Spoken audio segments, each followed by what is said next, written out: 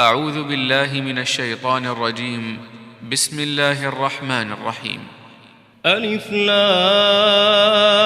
را، تلك آيات الكتاب المبين. إنا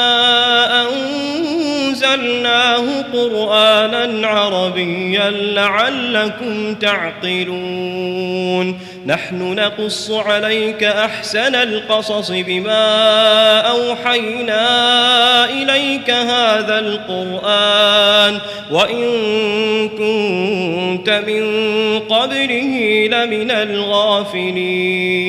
إذ قال يوسف لأبيه يا أبت إني رأيت 11 كوكبا والشمس والقمر رأيتهم لي ساجدين. قال يا بني لا تقصص رؤياك على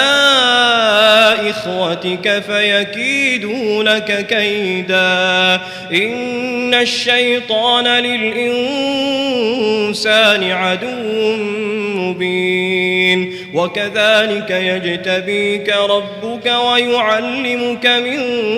تأويل الأحاديث ويتم نعمته عليك وعلى آل يعقوب كما أتمها على أبويك من قبل إبراهيم وإسحاق إن ربك عليم حكيم. لقد كان في يوسف وإخوته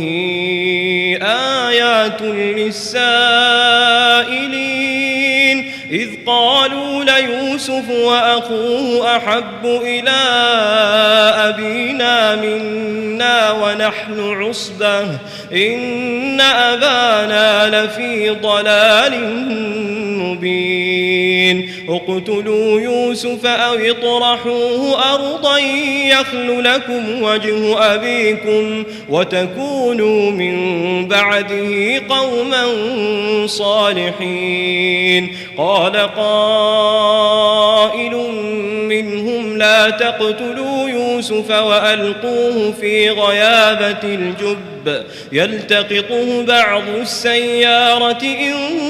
كنتم فاعلين. قالوا يا أبانا ما لك لا تأمنا على يوسف وإنا له لناصحون. أرسله معنا غدا يرتع ويلعب وإنا له لحافظون. قال إني ليحزنني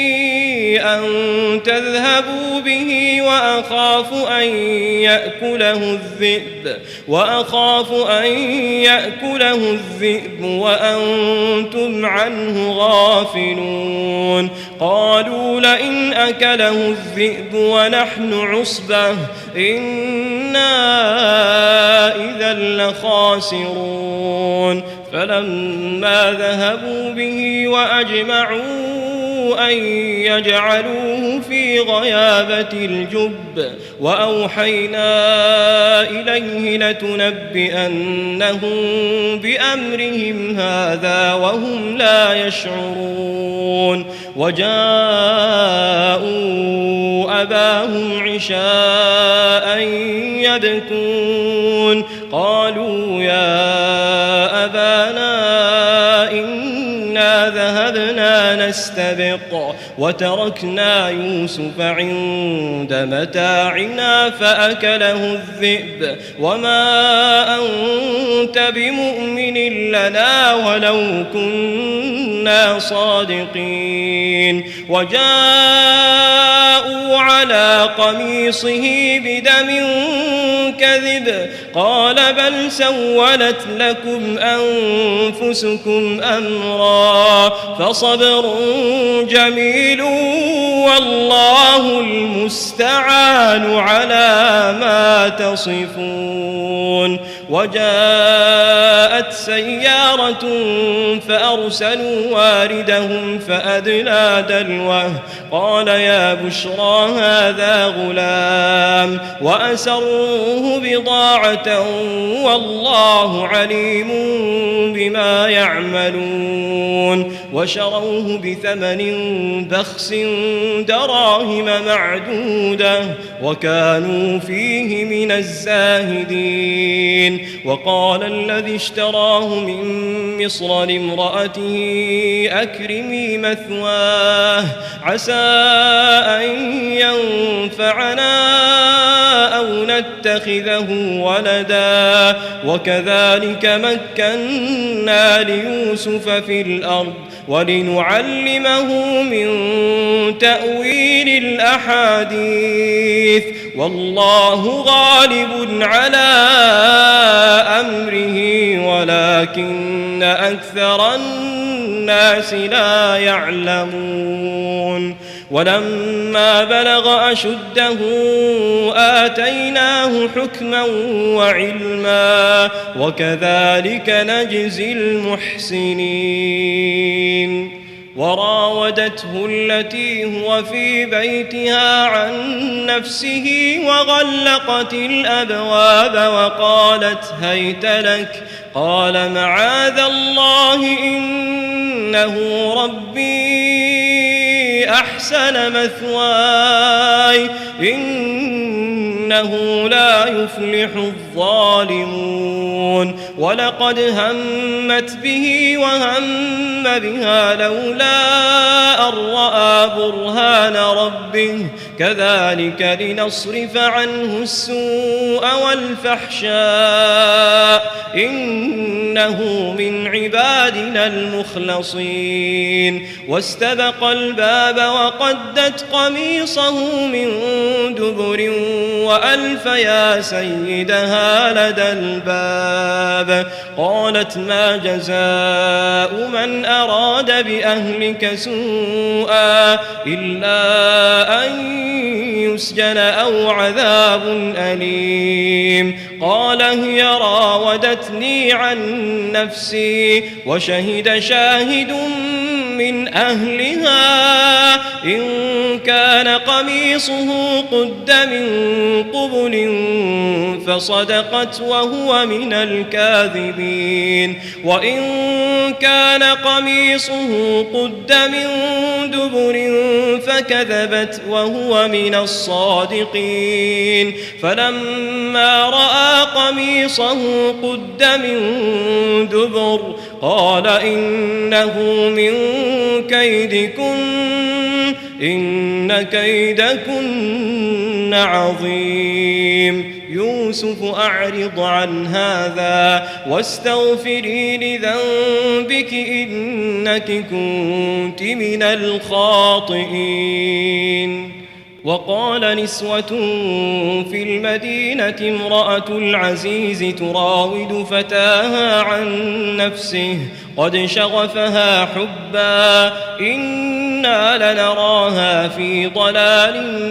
مبين. فلما سمعت بمكرهن أرسلت إليهن وأعتدت لهن متكئا وآتت كل واحدة منهن سكينا وقالت اخرج عليهن. فلما رأينه أكبرنه وقطعن أيديهن وقلن حاش لله ما هذا بشرا إن هذا إلا ملك كريم. قالت فذلكن الذي لمتنني فيه ولقد راودته عن نفسه فاستعصم ولئن لم يفعل ما آمره ليسجنن وليكون من الصاغرين. قال رب السجن أحب إلي مما يدعونني إليه وإلا تصرف عني كيدهن أصب إليهن وأكن من الجاهلين فاستجاب له ربه فصرف عنه كيدهن إنه هو السميع العليم ثم بدا لهم من بعد ما رأوا الآيات ليسجننه حتى حين ودخل معه السجن فتيان قال أحدهما إني أراني أعصر خمرا وقال الآخر إني أراني أحمل فوق رأسي خبزا تأكل الطير منه نبئنا بتأويله إنا نراك من المحسنين قال لا يأتيكما طعام ترزقانه إلا نبأتكما بتأويله قبل أن يأتيكما ذلكما مما علمني ربي إني تركت ملة قوم لا يؤمنون بالله وهم بالآخرة هم كافرون واتبعت ملة آبائي إبراهيم وإسحاق ويعقوب ما كان لنا أن نشرك بالله من شيء ذلك من فضل الله علينا وعلى الناس ولكن أكثر الناس لا يشكرون يا صاحبي السجن أأرباب متفرقون خير أم الله الواحد القهار ما تعبدون من دونه إلا أسماء سميتموها أنتم وآباؤكم ما أنزل الله بها من سلطان إن الحكم إلا لله أمر ألا تعبدوا إلا إياه ذلك الدين القيم ولكن أكثر الناس لا يعلمون يا صاحبي السجن أما أحدكما فيسقي ربه خمرا وأما الآخر فيصلب فتأكل الطير من رأسه قضي الأمر الذي فيه تستفتيان وقال للذي ظن أنه ناج منهما اذكرني عند ربك فأنساه الشيطان ذكر ربه فلبث في السجن بضع سنين وقال الملك إني أرى 7 بقرات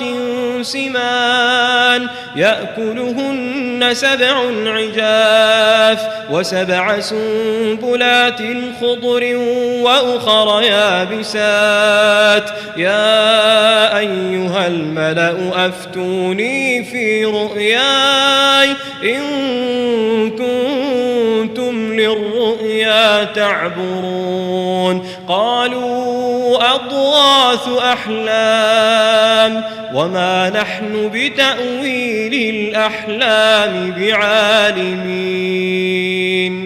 وقال الذي نجا منهما وادكر بعد أمة أنا أنبئكم بتأويله فأرسلون يوسف أيها الصديق أفتنا في 7 بقرات سمان يأكلهن 7 عجاف و7 سنبلات خضر وأخر يابسات لعلي أرجع إلى الناس لعلهم يعلمون قال تزرعون 7 سنين دأبا فما حصدتم فذروه في سنبله إلا قليلا مما تأكلون ثم يأتي من بعد ذلك 7 شداد يأكل ما قدمتم لهن إلا قليلا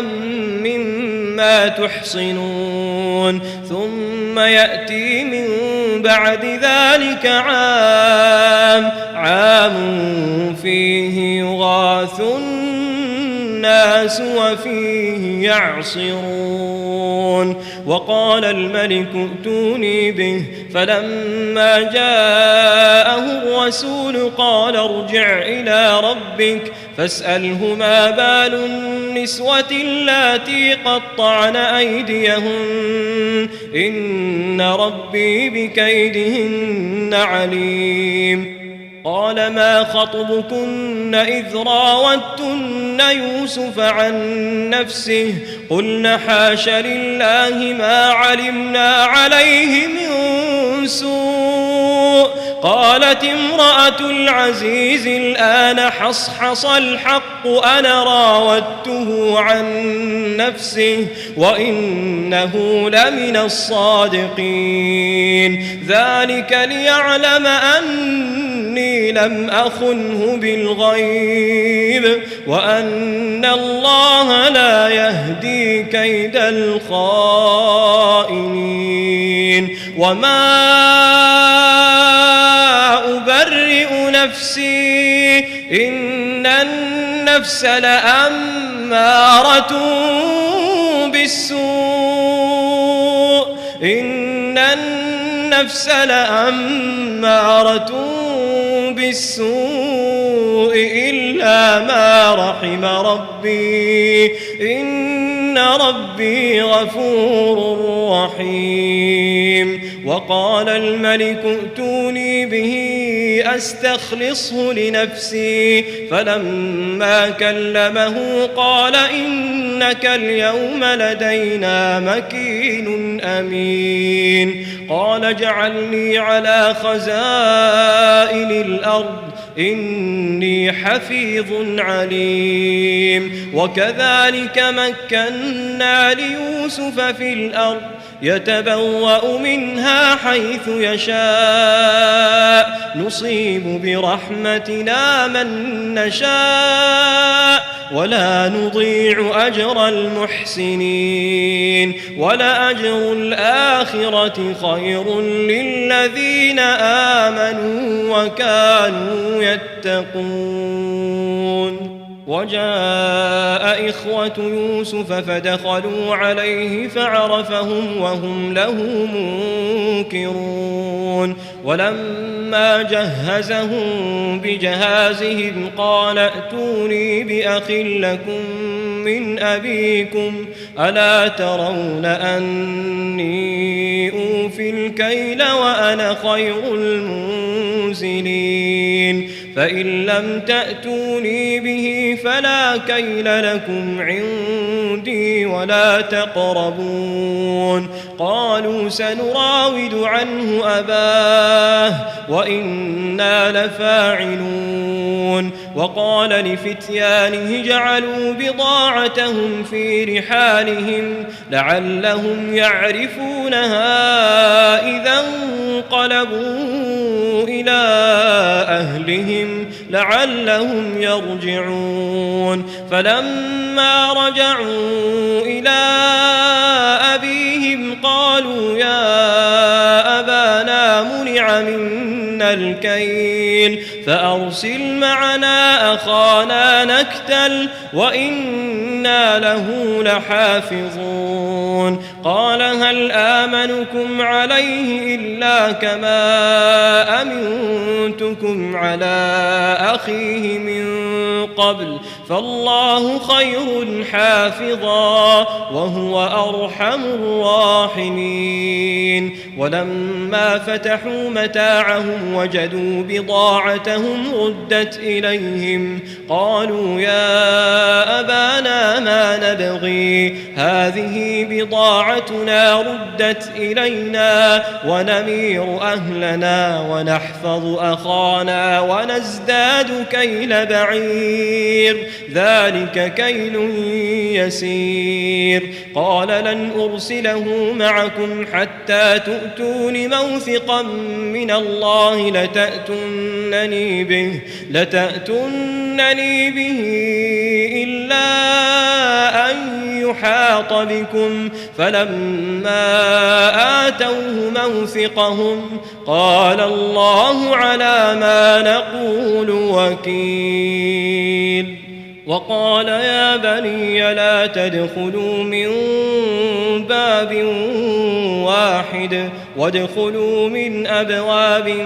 متفرقة وما أغني عنكم من الله من شيء إن الحكم إلا لله عليه توكلت وعليه فليتوكل المتوكلون. ولما دخلوا من حيث أمرهم أبوهم ما كان يغني عنهم من الله من شيء إلا حاجة في نفس يعقوب قضاها وإنه لذو علم لما علمناه ولكن أكثر الناس لا يعلمون. ولما دخلوا على يوسف آوى إليه أخاه قال إني أنا أخوك فلا تبتئس بما كانوا يعملون. فلما جهزهم بجهازهم جعل السقاية في رحل أخيه ثم أذن مؤذن أيتها العير إنكم لسارقون. قالوا وأقبلوا عليهم ماذا تفقدون قالوا نفقد صواع الملك ولمن جاء به حمل بعير وأنا به زعيم. قالوا تالله لقد علمتم ما جئنا لنفسد في الأرض وما كنا سارقين. قالوا فما جزاؤه إن كنتم كاذبين. قالوا جزاؤه من وجد في رحله فهو جزاؤه كذلك نجزي الظالمين.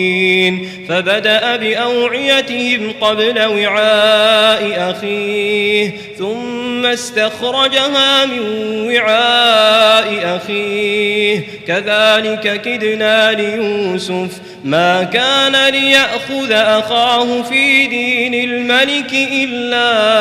أن يشاء الله نرفع درجات من نشاء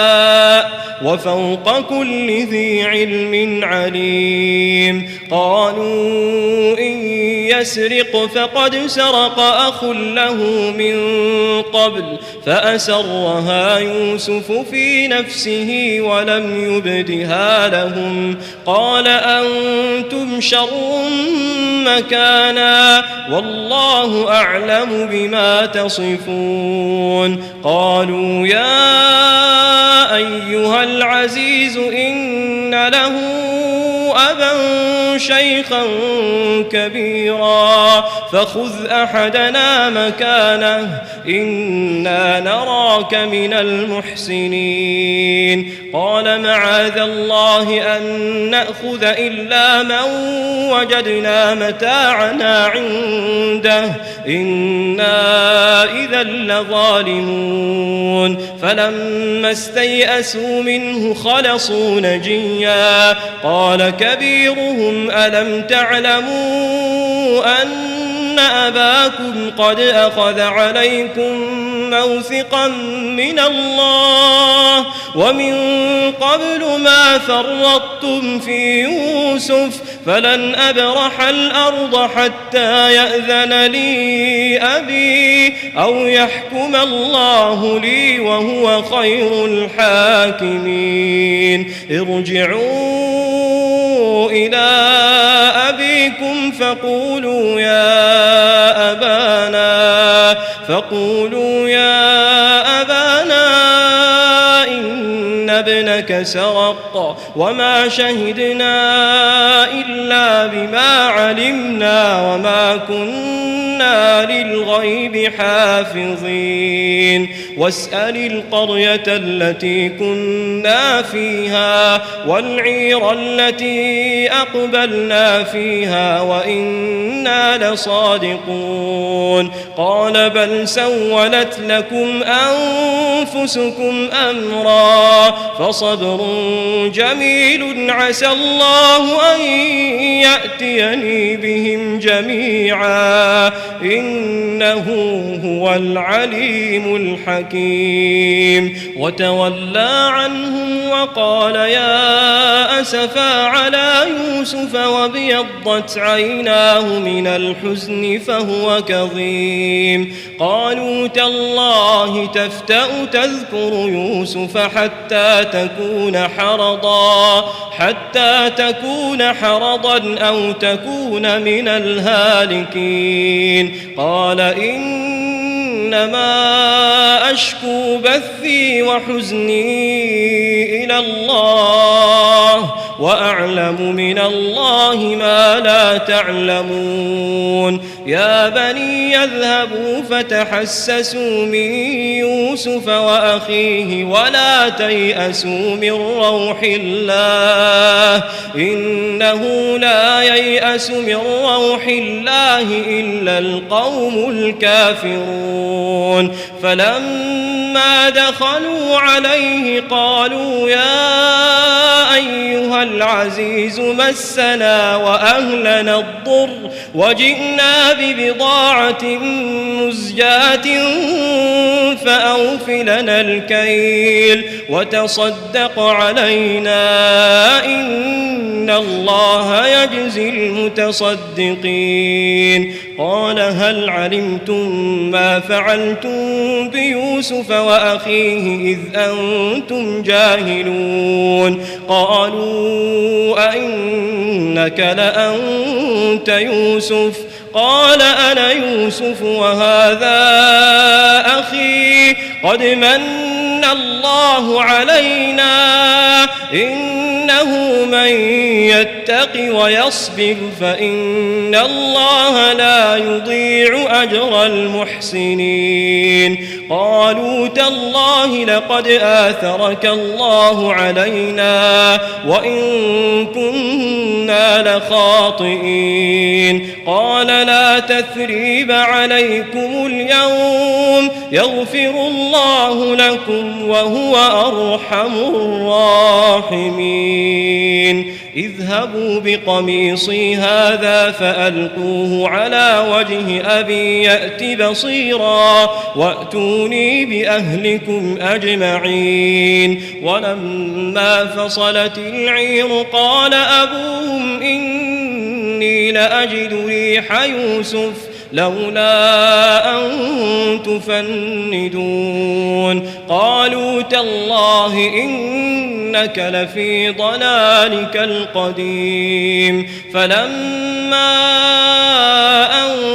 جاء البشير ألقاه على وجهه فارتد بصيرا قال ألم أقل لكم إني أعلم من الله ما لا تعلمون